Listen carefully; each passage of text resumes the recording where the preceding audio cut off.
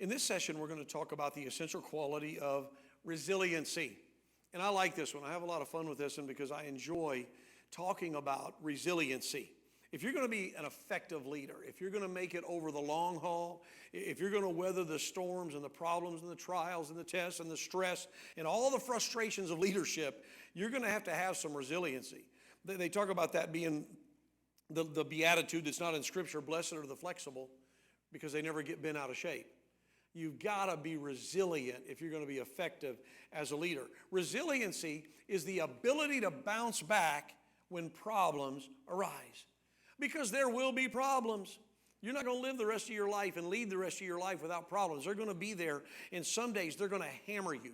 Some days they're going to just pummel you, one thing right after the other.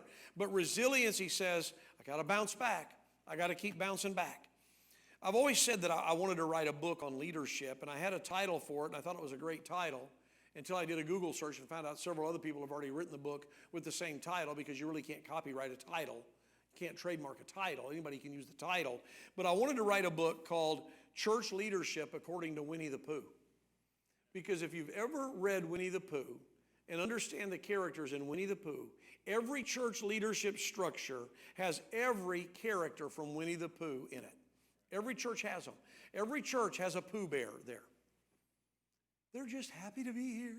Life is sweet. Long as we have honey, everything's okay. And we're going to make it. It's going to be all right. Every church leadership structure has that kind of leader. Every church leadership structure has a piglet. Anybody know piglets deal? Frantic. Oh my, we got to get over here. We got to take care of that.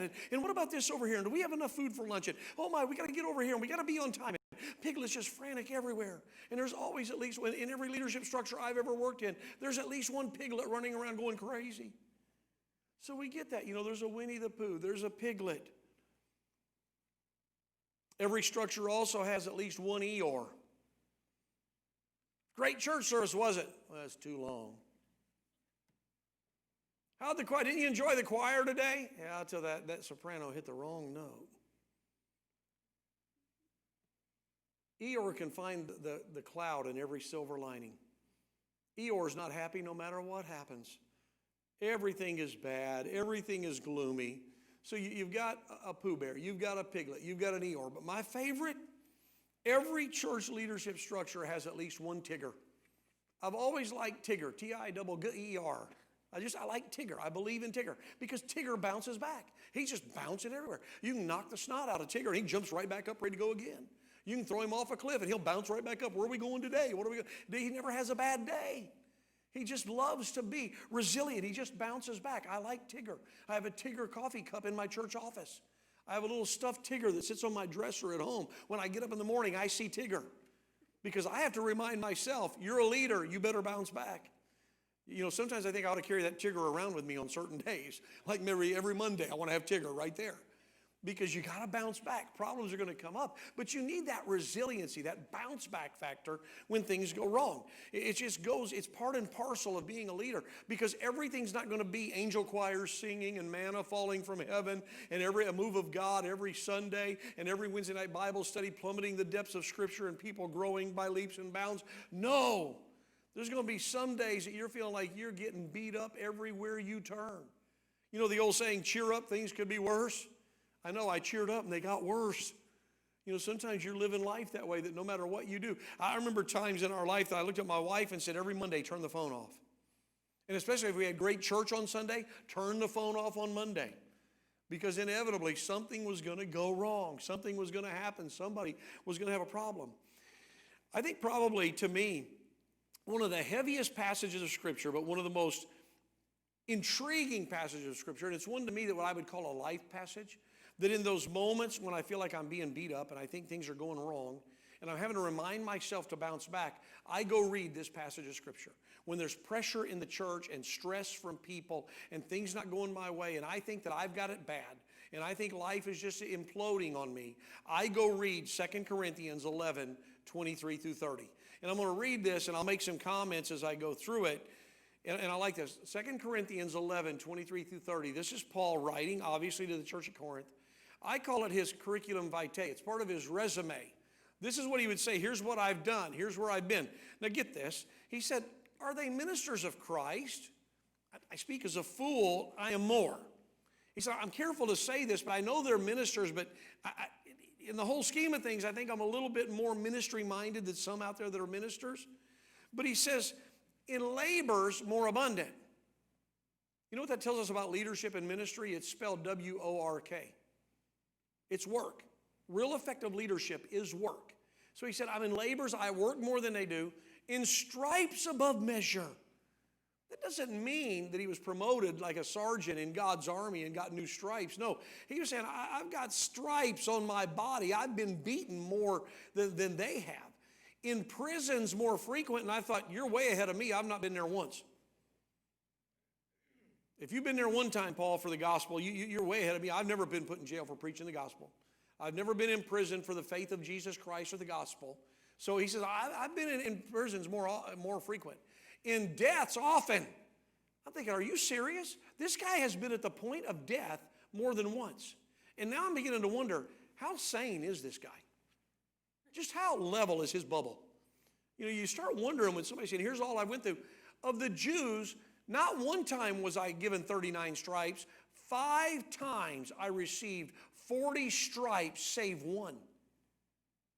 That means if you were to rip his robe off and look at his back, it would have been nothing but twisted scar tissue from being lashed with that whip, and his back being laid open and healing over, and then the next time being whipped again, and those scars being ripped open again. When that's happened 5 times, you know, 5, 40, 200, 195 lashes across his back, it would have been a twisted mass of scar tissue.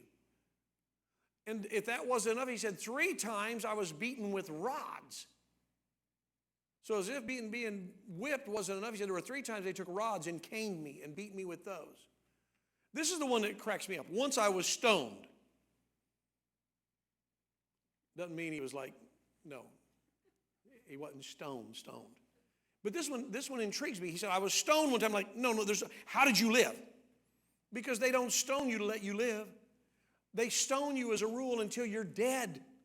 He said, but there was this one time that after I had been beaten, after I'd been in prison, after they'd beat me with rods, then there was this one time I was stoned. That they threw rocks at me and hit my body, hit my head, you know, bruised me, broke me, and they walked away thinking I was dead. I get this picture, he's laying in the dirt, he's laying there stoned, the blood's running from his body, he's swelling up, he's bruised, but out of the middle of nowhere, a finger raises up.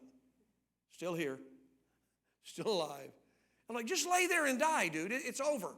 Who wants to go through all of this? And he doesn't stop there. He's like, 3 times I suffered shipwreck. I'm like, quit getting on the boat. Seriously, but he said 3 times I was shipwrecked. A night and a day I've been in the deep. For my stay, that means he had to tread water. One of the shipwrecks, evidently, he was left out in the deep and had to tread water for a day and a night before he could get rescued. In journeyings often. He said, I'm all over the place. I never get a chance to rest. In perils of waters, in perils of robbers, in perils by mine own countrymen, in perils by the heathen, in perils in the city. Here a peril, there a peril, everywhere a peril. He said, where I turn there's a peril. In perils in the wilderness, in perils in the seas, in perils among false brethren. He said, I'm beat up with this stuff every day. In weariness and painfulness. I'm exhausted. In watchings often. Means I can't sleep. In hunger and thirst. Times I didn't have food or resources to get food or nothing to drink. In fastings often. That just left a whole lot of you out. In cold and nakedness. And he said, then beside those things are without. Those things out there that just keep coming at me. He said, that which cometh upon me daily, the care of all the churches. Who is weak and I'm not weak? Who is offended and I burn not? What affects the church affects me. When they hurt, I hurt. When they have a need, I want to do what I can to help. He said, I feel everything they feel. If they've been offended, it aggravates me and irritates me. But if I must needs glory, if I find any reason to rejoice, he says, I will glory of the things which concern mine infirmities. You talk about somebody who had resiliency, who had that bounce back. Now, this guy, from what history tells us, we think of Paul and we think of the spiritual giant. But some of the studies I've done, it really says that he was not a very big man. He may have been 4'11", 5 foot. He was short. He was bald-headed, had a crooked nose. Didn't get hit with the ugly stick. He ran through the forest. I mean, he had issues. He was nothing to look at. Nothing, but there was something about him that wherever he went, he commanded authority. And no matter what happened to him, he bounced back. He said, look, this is just part of it. I'm going to get shipwrecked. I'm going to get beaten. I'm going to go to prison. I'm going to be stoned. This is all going to happen, but it's all for the glory of God. If I'm going to rejoice, it's okay that I'm going to rejoice in the fact that I'm counted worthy to suffer for his name. Not because I did something or because I said something I shouldn't have or I killed somebody or I robbed somebody. That's not why all this happened. It happened for the right reason, and I glory in the fact that I bear these marks in my body and these scars, but I'm still standing. I'm still here.